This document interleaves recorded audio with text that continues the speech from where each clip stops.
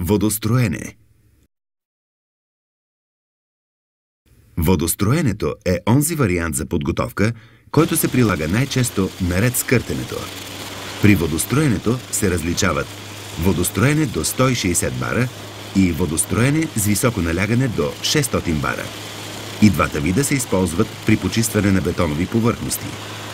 За да се свали бетонното покритие, се прилага водостроене с високо налягане над 600 бара. Водостроенето с високо налягане трябва да се извършва в линии или в посоки на кръст. Предимството на водостроенето с високо налягане е, че останалата бетонна основа не е увредена. При това арматурата също няма да пострада. Освен това, с подходящи машини и според качеството на бетона, вие може да постигнете много бързо дълбочина на сваляне на покритието. Роботите за водостроене с високо налягане гарантират непрекъснато равномерно и чисто снемане на хоризонтални и вертикални големи повърхности или дълбочини. Ако желаете да освободите арматурата от бетона, то той трябва да бъде премахнат поне 2 см зад нея.